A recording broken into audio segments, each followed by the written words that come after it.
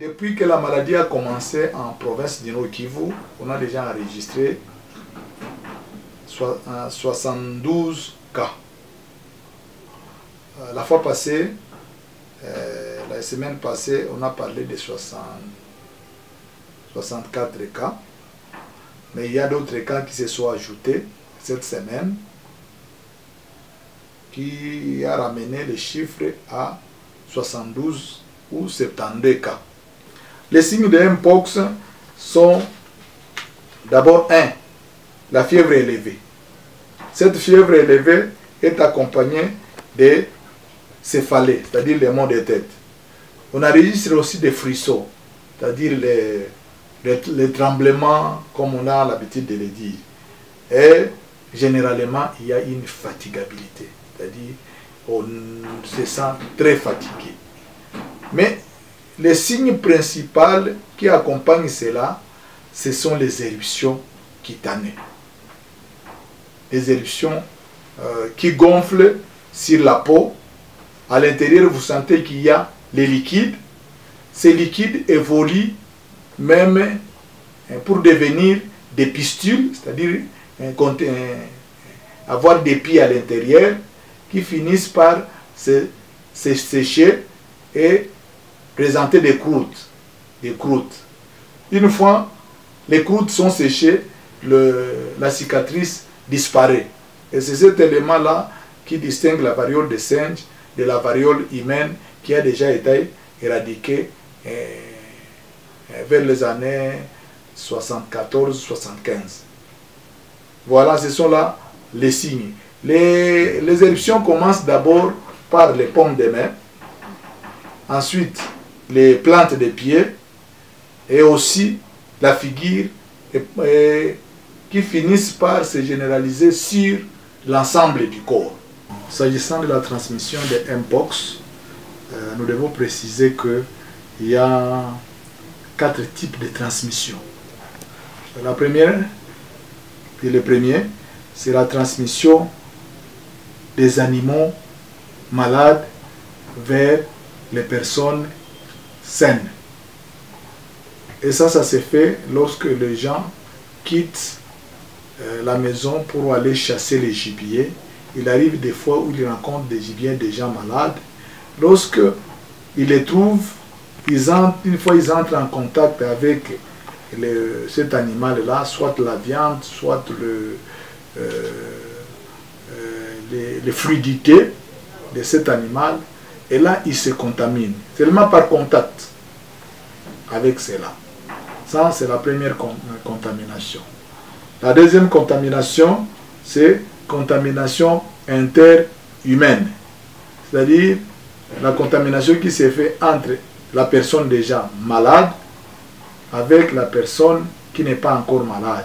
Et cette contamination peut se faire soit par contact direct, soit par contact indirect, c'est-à-dire le fait de toucher les outils ou les habits ou dormir sur les lits que le malade a utilisé.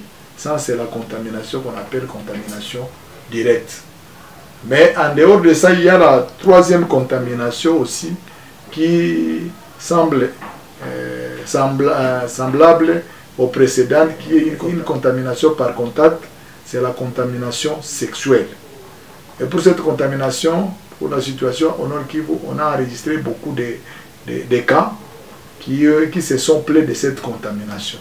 C'est-à-dire, les rapports sexuels ont été aussi pour beaucoup de cas dans la province du Nord Kivu. Et la dernière contamination, c'est la contamination intraplacentaire, c'est-à-dire la femme enceinte qui est atteinte par la maladie, qui peut facilement transmettre cette maladie à son bébé qui est dans son sein, mais aussi pendant l'accouchement. Voilà les 4 modes de transmission qui sont reconnus jusqu'à maintenant pour les Mpox. Pour se protéger contre cette grave maladie, les mesures doivent suivre aussi le mode de contamination.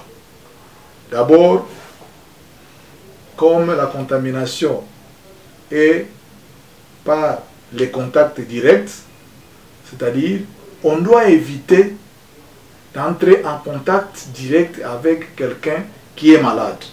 Vraiment, on doit l'éviter. Cela amène que lorsqu'on a touché quelqu'un qui est malade, soit par mégarde, soit on a touché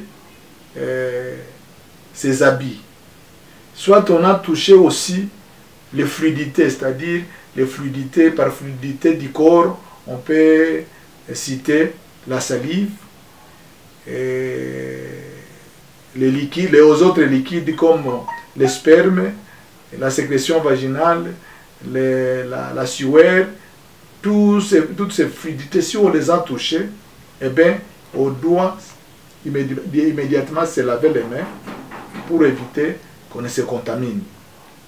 Et par rapport à la transmission interhumaine, effectivement, on doit se laver régulièrement les mains. Quand vous avez quitté la maison, avant de rentrer à la maison, vous devez vous laver les mains. À chaque occasion, vous rencontrez un dispositif de lavage des mains, vous devez vous laver les mains. Vous savez que les mains touchent presque partout. Il peut arriver que vous avez touché là où le malade a touché, ou bien la personne qui porte le virus, mais il n'a pas encore présenté les signes. Là où il a touché, si vous y touchez, vous allez vous contaminer. Et dans ces cas, le lavage des mains doit être parmi nos pratiques que nous devons respecter et observer régulièrement, et plusieurs fois la journée. Et aussi, nous devons éviter les rapports sexuels. Actuellement, vraiment, les rapports sexuels avec des personnes occasionnelles, en tout cas, il faut vraiment les éviter. Et enfin, la maman, pendant l'accouchement, comme la maman peut transmettre, il faut qu'une femme malade, une femme enceinte, si elle voit des signes, elle doit s'arranger, se rendre vite dans une formation sanitaire pour se faire soigner, pour que pendant l'accouchement, qu'il soit garanti que l'enfant ne sera pas contaminé. Et enfin, pour tous les malades, toutes personnes qui présentent les signes, et c'est ça la mesure la plus importante, toute personne qui présente les signes doit se rendre dans une formation sanitaire pour une bonne prise en charge, pour éviter qu'il ne se présente quand la maladie s'est déjà compliquée. Et c'est sans ce que nous pouvons dire que pour la province du Nord Kivu, la chance que nous avons, en tout cas nous n'avons pas encore enregistré des décès dits Mpox depuis qu'on a commencé à prendre en charge. C'est pourquoi nous félicitons et les journalistes et tout le monde qui s'implique dans cette action de communication qui pousse les malades à consulter rapidement les formations sanitaires avant que la situation ne se complique, dans l'ensemble des cas qui sont déjà pris en charge. Maintenant, comme c'est une maladie très contagieuse, c'est une maladie dont la transmission est directe et rapide, le système de prise en charge prévoit la surveillance des contacts.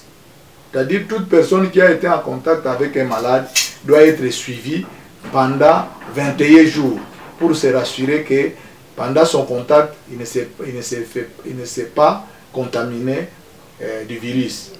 Et dans l'ensemble, actuellement, le service de suivi des contacts est en train de suivre 147 contacts qui vont faire pendant 21 jours. Et une fois les 21 jours sont passés, on va déclarer que la personne n'a pas contracté, n'a pas été contaminée par les Mpox. Mais ce sont parmi ces contacts ici où d'habitude on trouve les gens qui vont développer les signes. Et quand ils développent les signes, là on les appelle maintenant de cas de maladie Mpox.